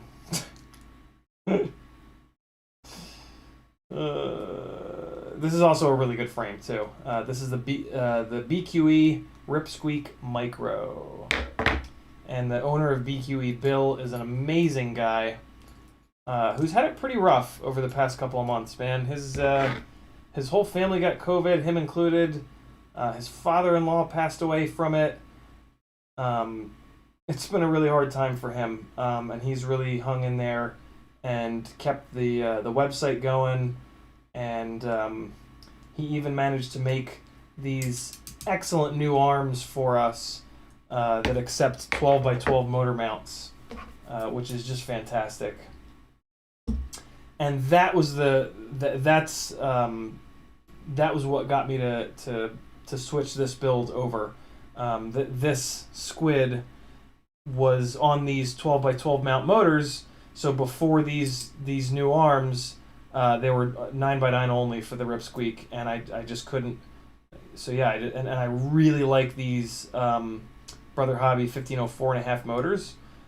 So I was kind of like unwilling to not run these motors basically. So I just had to wait. But yeah, Bill got it done. He is the man. So now I'm just trying to get this little 9-volt external regulator situated here. And it just kind of fits perfectly there, which is awesome. There you go, so you guys can see what I'm up to. Little 9-volt regulator, just VHB to the bottom plate, just to take some of the stress off of the BEC on the flight controller. Okay, so now, wait, no. Before I do the front standoffs, let me put these guys down. All right, so that one was a little bit tight. So is that one. Let me just make sure that these guys weren't stopping those base plate screws. This guy's fine. That had a good amount of rotation to it. And this guy's fine as well. So let me just check, just to be sure. Here we go.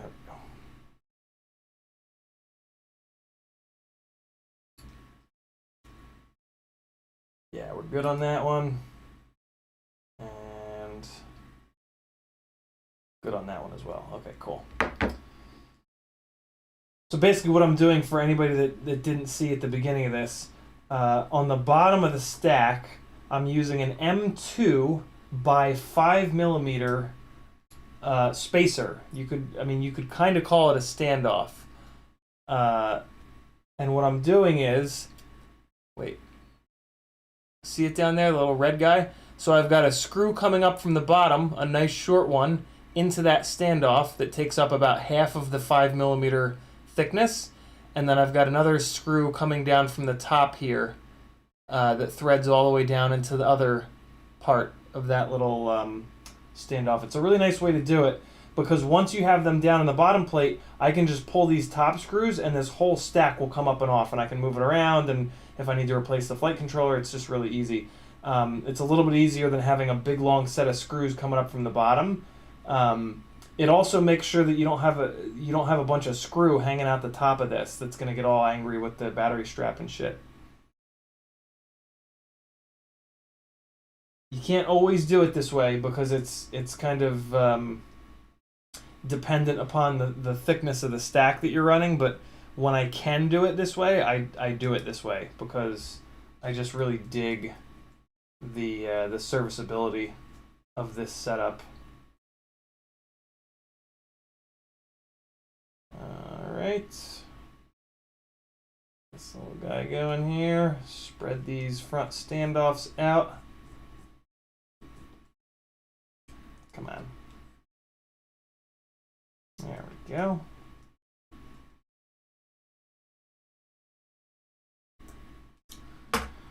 All right, so now the base plate is the right way around, and we can put some arms on.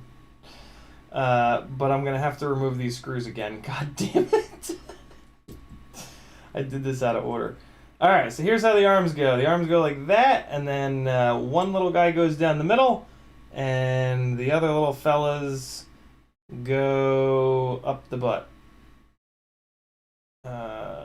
Let's see here. Let me see what thickness I need. That looks a tiny little bit too short. So I need one longer than this. And this is an M3. Let's find it. What is that? What's that all wet for? Okay.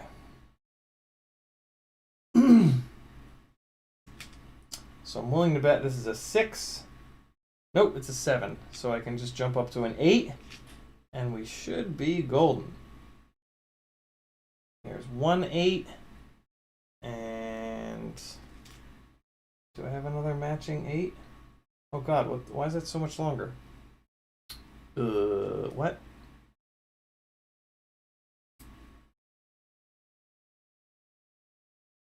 There we go. That's the stuff. So here's how this guy mounts.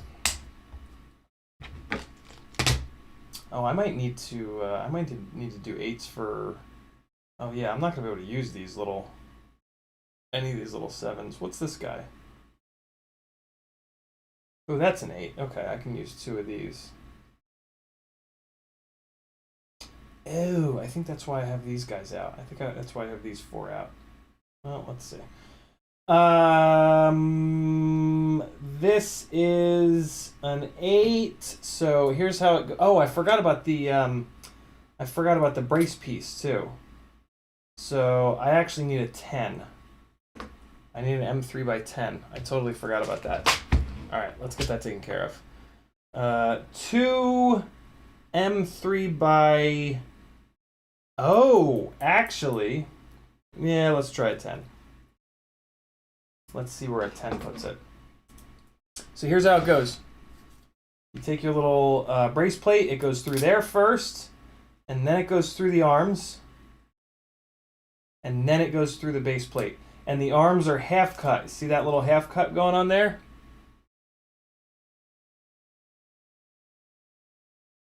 There, you can kind of see it. Blame Logitech. I'm doing everything I can. Logitech is who makes it impossible. So that's a 10. Let me see how much that sticks out. So it's Bill's got Bill from BQE has press nuts in the base plate. So let's see how much the screw hangs out. Yeah, it hangs out a little bit too much. So I'm gonna go to 9s. T-Motor ships M3 by 9 screws with their new motors, with their current line of motors. And that is going to be the perfect size. Those are the perfect size for 5mm arms, and apparently they're also the perfect size for this right here. So let's grab a bunch of them. I'm not going to use these for the arms though. I'm going to use even longer hardware for the arms. So I'm actually only going to use 2 of these, which is kind of a bummer because this little container is completely filled and I can't close it. Come on!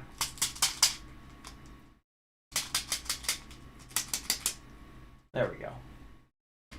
All set. Okay, so this is going to be the perfect length. Brace plate, arms. I think these are 3.2mm arms. Brace plate, arms, and then through the base plate. Okay, and then we're going to do the same on this side, but I need to pull these. And we're actually not going to use these. These are too short. These are on the CB3 frame. Come on. What I like about this frame over the CB3 removable arm is that the stack mount bolts are isolated. The stack mount bolts don't have anything to do with the arm bolts. With the removable arm CB3, you have no choice. You absolutely have to share the stack mount bolts with the arms, just because of how small and lightweight the frame is. It's a little bit of a sacrifice that you make for lightweightness. So it's kind of the only thing that I don't like about that frame, but it works really well. So it's kind of like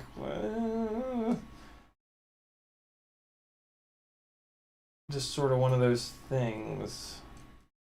You know what I mean? All right, I'm going to leave that one nice and loose because I need to get these guys going. So let's go M2 by 10, I think. Nah, man, I'm going to go M2 by 12 to really make this strong, because you're going to have the battery up on the top plate, and that's going to put a lot of stress on these screws. So let's go M2 by 12. Is that why I had these? Sure is.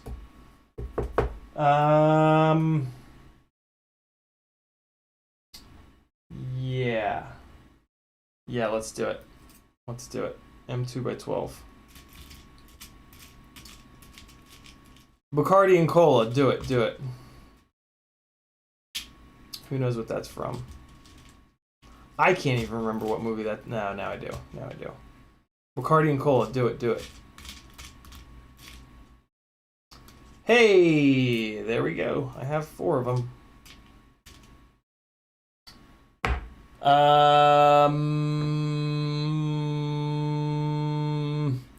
Diddy FPV says, do I prefer this frame or Acrobrat? I mean, I don't know, Diddy. Did you mean to ask if I prefer this frame or Acrobrat? Tag me again. ND says, I thought Orca was top of the line. I ended up selling them for the Skyo 4X, which is vastly better.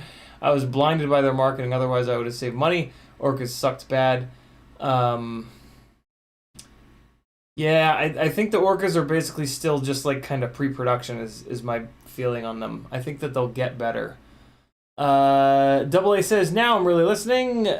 From my understanding of what you just said, I can move my guts over to this frame and it will fit. Motors 1306. Yeah, you certainly can, Double A. What is it in now? FPV Trucker says, best 3-inch freestyle frame I've ever flown. Flight Club FPV. Fuck it. Cicada AAO, Brother Hobby Tornado 1407s. Luckily, I have a spare frame in the bin. FPV Trucker, those Brother Hobby Tornado 1407s are not the best motor. They're not the worst, but they're not great. There's a lot of better motor choices for you. You can have something that flies a lot better by getting off of those motors. Especially in terms of like PID loop performance, and if you want to put HD on it. Those Brother Hobby Tornadoes are some of the most notchy motors ever made. So like if you try to do HD on that build, you will have so much jello. If it's a racing build, then those motors are probably fine. Although you're not going to get great PID loop performance because of how notchy they are. I mean, they certainly do make gobs of power. So I mean, if power is at the top of your list of like, you know, what makes a build good, then yeah, maybe stick with them. But if you want to go towards like more of a freestyle setup with some more subtlety and some better PID loop performance, there's a lot of other motor options that are sort of way beyond those. Motors have come a long way in not that long of a period of time, which is pretty cool. Those motors are from back when like we just didn't have any good options, and it was really rough for a while there. But we've got some really good options nowadays. These Brother Hobby 1504.5s are pretty amazing. If it's a 250 gram build, the X Nova 1804s are hilariously good. I'm thinking about cutting this little platform off of this, but I remember I did that last time and I regretted it. So I think I'm actually going to leave it this time and just hope that it's not too heavy. We'll see how it goes. So this little piece goes down. This is a little Insta360 Go holder, which is pretty slick. You can put it on the bottom and it kind of looks up at the frame. It's a really interesting camera angle. I really dig it. You guys probably can't see what I'm doing. Sorry. There you go. That should be a little better. All right, I'm not really going to crank anything down yet. I'll come back around and blast everything down. Double A says, how much does it weigh? Just the frame?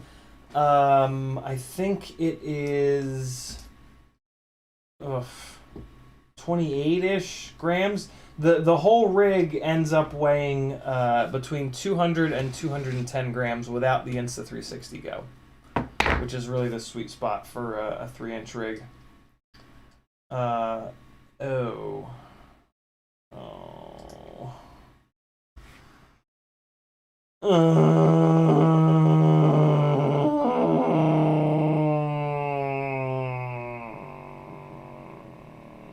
The motor leads aren't long enough for this frame. Oh my god. Oh my god. No.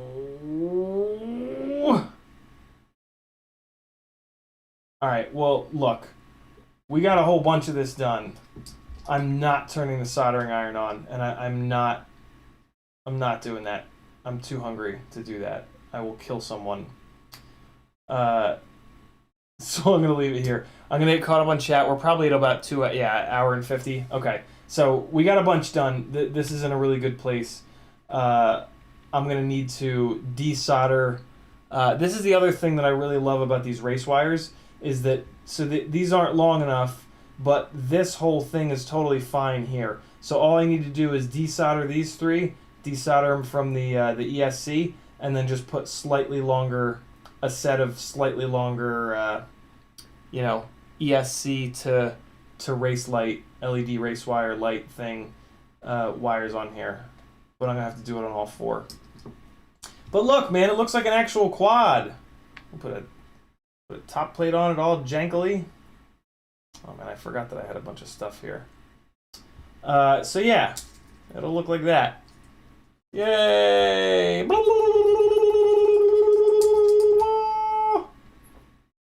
Happy days are here again. Let me zoom this thing back out. We got some stuff done, man. We got the arms on. Yeah, I don't feel bad about that. Let me do a little organization real quick here. These are by 5. Or no, these are by 6 rather. These are by 7. Okay, 7. This is a 6. I'm actually going to keep that out. Keep that out. Keep that out. Keep that out. And this is by 8. This is a 7. That's another 7. That looks like a 7. Yep. And then that would make this an 8. Cool. Those guys are back in their happy little homes. What about this little series of donkeys? These are all by 12. Okay, cool. So we got 4 of these M3 by 12s in their little homes. And then I bet you this is another 8. One random little M3 by 8 pop up. Yep. And I think I had another M3 screw somewhere up here. There it is. So 8 in my right hand. That would make that a 6. Oh my god! It's not a complete disaster. I think it's actually a little bit neater than when I started. And that is weird. Get those questions in because I'm about to end this stream and go make this crazy chicken dinner thing. The chicken expired yesterday, so pray for me that I don't poison myself and my wife to death. This is an M2 by 7. This is an M2 by 8. So this is an 8, another 8. That would make these two guys 8s. And then these little fellows look like... Where the hell did all the motor screws go? That's weird. Next time we'll figure that out. Okay. What's tomorrow? Friday? What do I usually do? 5-inch Friday? Is there an F that this can be for Friday? Finish the fucking Squeak Friday? Should we do that? Finish the build Friday? Let's do that. Finish the build Friday. We'll put the RXSR back in there. We'll mount the thing in the place. And Bob will have sex with your brother and become your uncle. What? That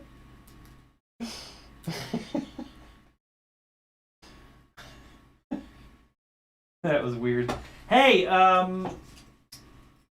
let me show you guys the damage that the moon goat sustained today. The thing that really worries me is right here. Can you guys see how bent that standoff is? Look how bent that standoff is. I didn't really see. That's the way it should be. It's hard to see. But yeah, this standoff is very bent, and I didn't really get into any huge hits. The camera cage is absolutely falling apart. So yeah, both sides of the camera cage are really just kind of coming apart at the seams. And the top plate is also breaking. The top plate is breaking on both sides. What it looks like is there's just not quite enough material. God damn it. Hold on. Let me zip the propellers off. I kind of think I might be done flying this thing, if I'm completely honest. I've put enough time into it. It like by the end of 6 batteries, the tune was very upset. It was making all kinds of noise. The motors were starting to get really hot. I noticed that when I bend this thing motor to motor, it's like really gummy. Like there's a ton of... I'll show you that in a second. Let me just get these props off so I can actually show you guys the broken top plate. Yeah, and that last battery that I flew, that I opened the stream with the glide, I was flying a lot. It just felt a lot better. Probably because I'm used to the glide, in fairness. But I've put a good amount of time into the Moon Goat. It's not like... And I knew this, but it's not like a magical... Frames aren't like magically a lot better or secret or insane. Like, a frame is a frame. So here you can kind of see that's going to let go very soon. Very, very soon. This side of the top plate is not long for this world. Let's see if the Logitech will do anything. God damn it, Logitech, I'm going to light you on fire and eat you. Alright, so now I got to manually focus this goddamn thing by distance. Alright, so see that? See how the outside of the top plate is starting to come apart? And it's also starting to delam in the front there. And then it's doing it on the other side as well. See it? And now this is the standoff that's bent as well, which I'm really not going to be able to show you all zoomed in like this. But yeah, this standoff is very bent. And then, yeah, I think you guys could see the camera cage. That's kind of wrecked. The stack has also started to... The stack has started to rotate. because the stack is mounted on these slots rather than screw holes. You know what I did want to check is to see if the arm bolts are backing out, because that could explain why the arms are so bendy all of a sudden. So let me just... Oh, yeah, okay. So that's why. All right, so the arm bolts were backing themselves out. That's fairly normal. The glide frame certainly does that, so I can't really fault this frame for that.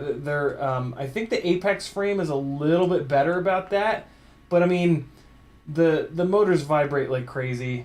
There's only so much that you can do in the frame design to kind of to help that. Oh, these center bolts are nice and tight though, so that's interesting. Yeah, that one took a little bit of rotation. So let me see if it certainly should be less bendy now. Let me see here. Yeah, it's a lot less bendy now, but it's still got more flex to it than it did when it was right out of the box. So that base plate is starting to work itself in. So yeah, not bad. Like this is what happens when you smash a frame into concrete 40, 50, 60 times. But this did not hold up as good as the glide frame has. And I kind of had a feeling, but yeah, it's really hard. Frame design is really hard. It's really, really difficult to make something that's gonna be able to take the kind of abuse that we can pretty easily throw at them. This top plate breaking and this standoff bending concern me. Still a really good frame though. Really good frame. I'm just gonna stick with the glide. That's all. I really like this Stayfly FPV session mount. This is the best session mount I've ever run, and it's already starting to get really mangled. You can see why it works so well. See how it's all like, this is where it takes lots of abuse, and it has this nice big lip up here. So I'm gonna take pictures. I'm gonna take pictures of this and send them to BMC 3D and see if he can make the glide session mounts have this same top piece on it. So yeah, not a bad frame by any stretch. Frankly, one of the best frames, but I like the glide better. The other issue that I'm having with this is the Immortal T mounting with the zip ties sucks. The zip ties break all the time. So that's a super bummer, but I mean, that's again, the glide frame has TPU Immortal T things made for it. Like, see, that's kind of the annoying thing is like, the certain frames will get like all this like aftermarket support, and that'll make the frame like so much better if there's like really good TPU prints available for it. JTJ says get a 3D printer. I don't have the money or the room, and luckily all these awesome people in the chat are always asking me if they can 3D print me stuff. Also, BMC 3D, his 3D designs are better than anything on Thingiverse. So spending like $20-something on a session mount from him gives you a better end result. And his printing is gorgeous, so it's well worth. That's really the thing, right? Like, having a 3D printer doesn't really give you access to the best print files, unfortunately, because people on Thingiverse aren't doing it for a living. Brent and Brian, Brian from Brain 3D, Brent from BMC 3D, they are. So, you know, you get better print files from those guys, and they don't just give their print files away because it's their business. So yeah, it's you end up getting a better quality product by spending a couple dollars with those guys. And then what's cool is you can then just with TPU you can just melt it all back together. Like my session mounts look like they've been through World War VI, but it doesn't matter. You just melt it back together and it's stronger than it was out of the box. So it's like you spend $22 and you get the best possible quality, Session 5 mount for the Glide, and then it lasts you forever. I've got ones that are over 2 years old now. Let me get caught up on chat, and then I'm going to shut this mother down. Tuner Taxi says, have you found a replacement lens for the Insta360? I have not, and I'm pretty sure that they don't exist. There's a couple of Insta360 Go Facebook groups, and a bunch of people in there have had scratched lenses, and none of them have been able to get a replacement lens. So it just doesn't really exist. I just used my Assurion protection and I sent mine back and ordered a new one. So basically I paid $15 whole for a replacement lens by getting a whole new one.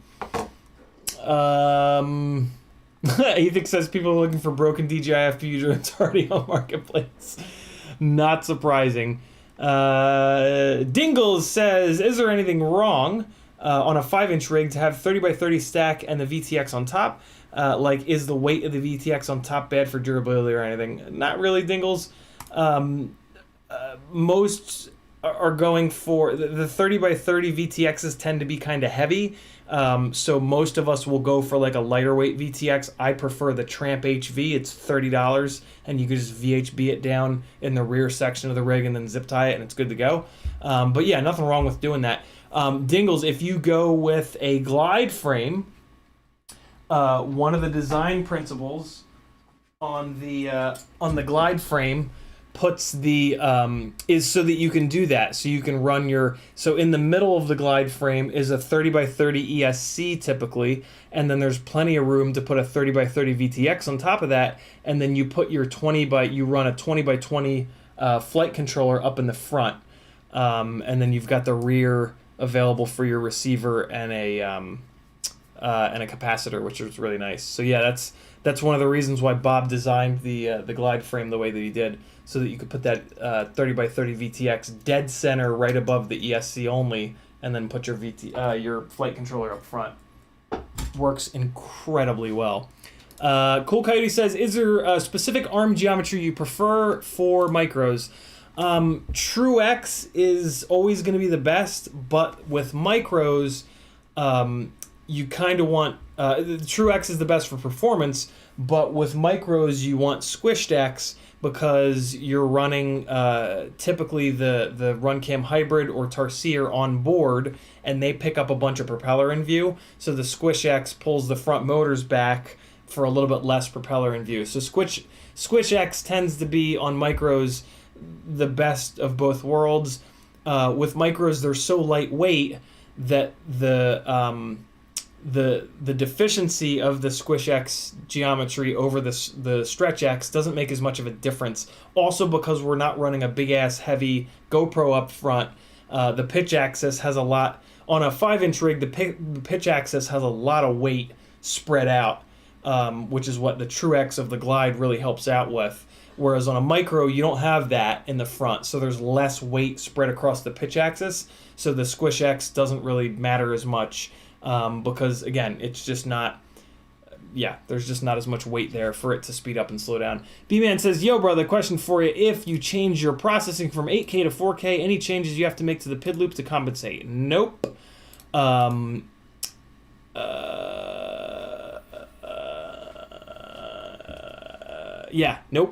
Nope. Not with 8K to 4K on the PID loop frequency.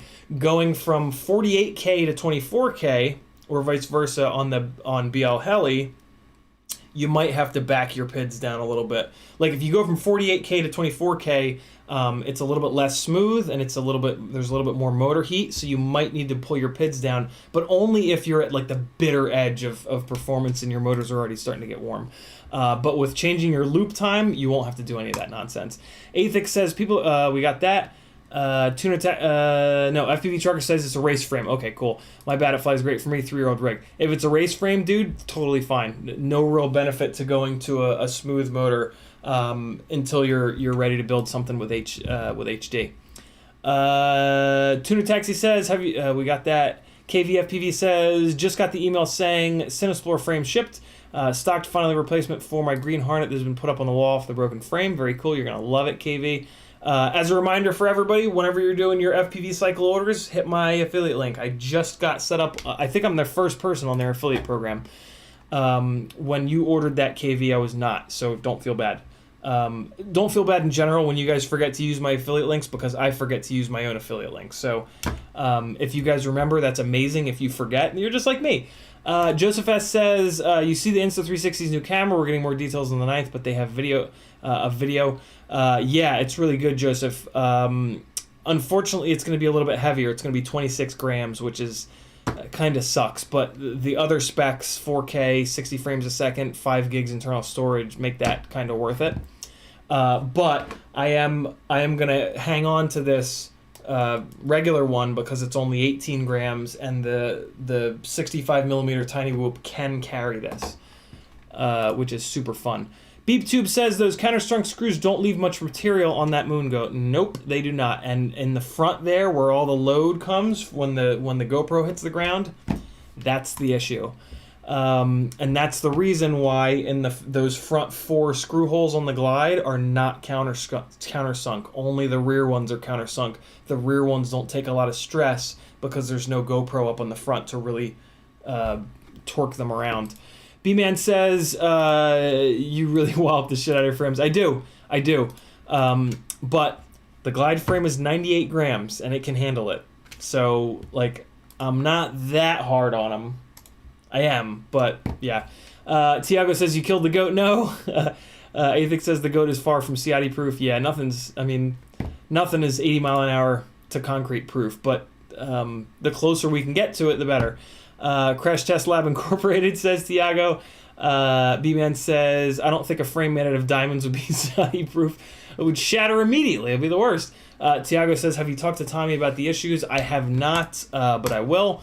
Greg Womack says, can there be play in the arms front to back? Are you talking about like a specific frame, Greg, or just like in general?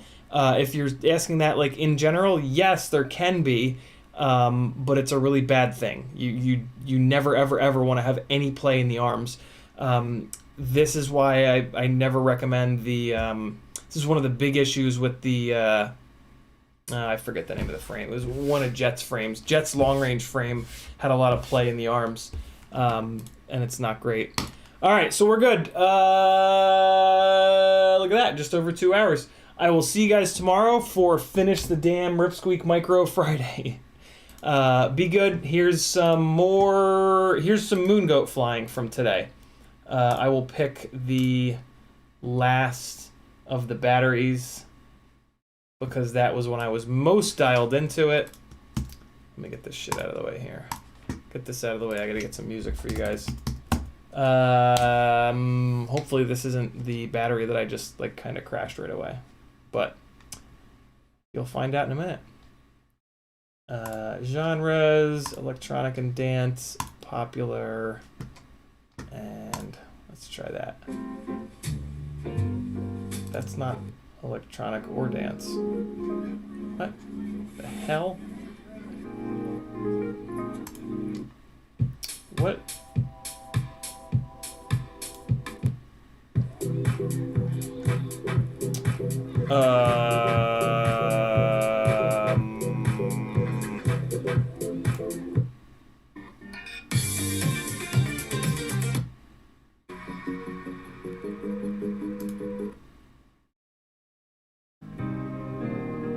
There we go. This is a half decent one. Enjoy. I'll see you guys tomorrow. Here is some moon goatage. Another Ovonic 1000, 5143s, of course. Props. And, yeah.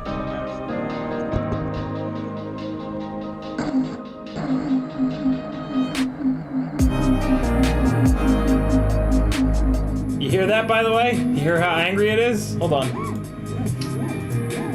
Hold on. You can really hear it when I arm it on the ground.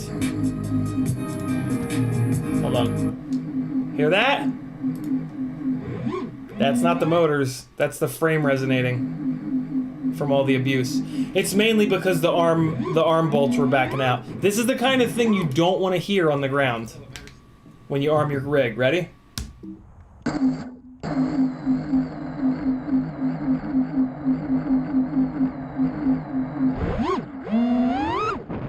That was from the frame starting to get really worked in.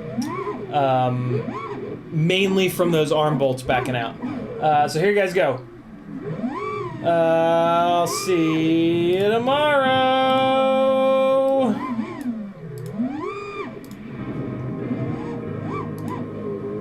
Clicking all the wrong buttons right now.